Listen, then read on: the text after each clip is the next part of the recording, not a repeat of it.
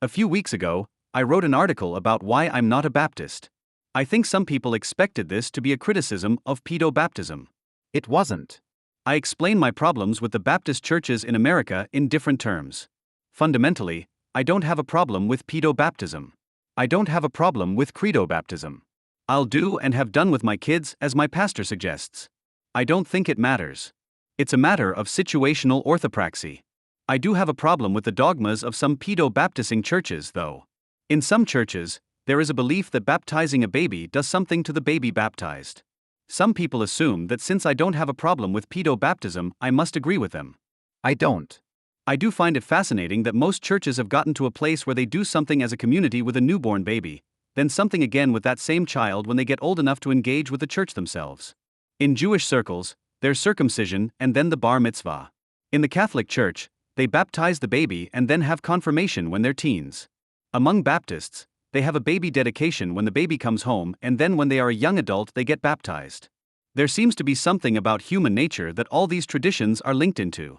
They've found the pattern that works several times in different ways. Under the theory that these things change the community when working with a child and that it's the declaration and not the specifics of the ceremony that matter for the things when they're older, this makes sense. Under the theory that it's baptism specifically that puts a mark on the soul or identifies the child as a child of God or whatever, this doesn't make sense. With all that information in play, I'm inclined to think that the changes of baptism are mental, not physical or ideal. I only know all of this about other initiation rituals because I live in a pluralistic society where multiple traditions are practiced virtually side by side and I can compare the results. There are times in history when that would not have been the case. Honestly, I don't find either side of the debate to have extremely strong or weak scriptural support. I do see pedobaptism as having the best traditional support though. I'm not overly eager to turn my back on tradition. When all other things are equal, I'll prefer a consensus of experts, and when it's compatible with the evidence, I'll prefer the longest standing consensus of experts. I don't like to just throw out tradition because I don't get it. If there's a tradition with no other evidence in favor or against, I'll tend to prefer it. However, evidence overrides dogma and doctrine. In fact, dogma and doctrine should be built from the evidence, and when the available evidence changes, so should the dogma or doctrine. The flow should be from evidence to doctrine, placing doctrine downstream from evidence. If I had been born 1,000 years ago in the heart of the city of Constantinople, the evidence available to me would have been very different. I would have seen many of those who were baptized as babies growing up to join the church, and many of those not baptized as babies growing up to join gangs. I might have internally suspected that this had more to do with the way these kids were raised, but that's not what I would have gotten from tradition, and the evidence would have been neutral between my thoughts and what tradition suggested. My public teaching would have been that baptized babies get a mark on their soul. I would follow the evidence first, and since that was neutral, I would then follow the tradition. Now that I have more evidence available to me, the view I have in the 21st century is different from what I would have seen in the 10th century. This is one of the places where many religious people part ways with me. For many religious people, the text of Scripture and/or the traditions of those that came before us override evidence. Any evidence that contradicts their dogma or doctrine is suspected of error. No matter what evidence is presented, they have to agree with the way their pastor understands this. Evidence is, for them, downstream from doctrine or dogma. There's a lot to why this is so. Some pastors teach that if you fall away from their traditions or their way of reading Scripture, you're destined to be damned. For other people, it's just hard to keep up with changing attitudes and they feel uncomfortable in the shifting tides of changing evidence.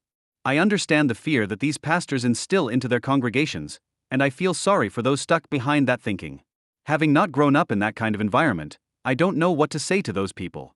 I hope that they can find a way out, but I'm not a counselor and not a therapist and not a pastor, and I didn't have to overcome it myself, so all I have to offer is prayers and well wishes. I also understand needing to budget time.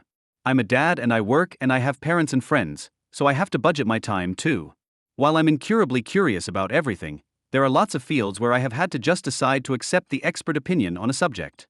I'm not going to criticize others just for having different experts than I do. So I sympathize with the view that we're just going to stick to tradition or a particular way to understand Scripture. I just disagree. When I have an actual problem with this is when people stick to an ancient tradition in the face of evidence. This rarely is something I hold against laymen. A layman might simply be budgeting their time and just follow their pastor. The pastor should know better. That's the responsibility the pastor assumes by having others look to them as an expert. If a pastor holds to a position that isn't supported by evidence, this is dangerous. In particular, When a pastor holds that following evidence against scripture or tradition is a sin, it is dangerous. Even though I criticize the Baptist approach to the pedobaptism question, I also criticize the Catholic position. We now live in a world where we can compare infant baptism to other rituals done to infants, and we can see that there's no significant difference.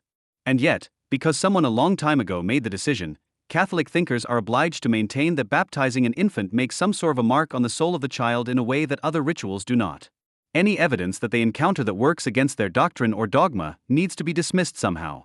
They have put the evidence downstream from the doctrine or dogma.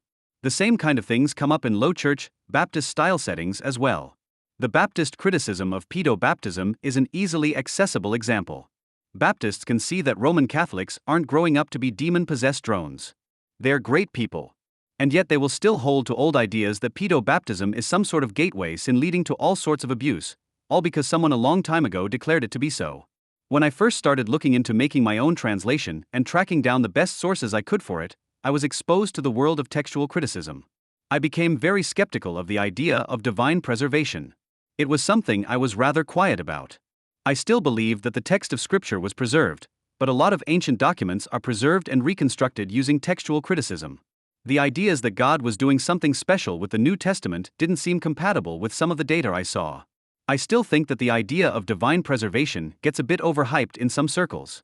However, when I started to investigate Hebrew Matthew and became familiar with Hebrew Manuscript 132 from the National Library of Paris, this was a new piece of evidence that has led me to conclude that God really is doing something special with the text of Scripture. Here we have the text of Matthew very adequately maintained, possibly even descended from the original itself, and it was preserved not by scribes friendly and sympathetic to it, but by scribes hostile and skeptical of it. Yet the result is not a mangled, unintelligible mass of hard-to-decipher ramblings, but the gospel as we have always read it everywhere else. In all the other cases I'm aware of where a text is preserved only by its enemies, it's been mangled and corrupted. This is a sign that something else was going on here. I'm always trying to reflect on the things I believe, asking myself, what's the evidence for this? What's the evidence against this? Every so often, I still run across beliefs that, when pressed, have evidence pointing a different direction than I expected. I was always a fan of the idealist approach to the book of Revelation, and never considered it to be prophetic in the same way that other prophetic books like Daniel were. When I was able to shift my perspective a little, I discovered that it really is that kind of prophetic. What about you? Is there anything you've had to change your mind on after examining the evidence?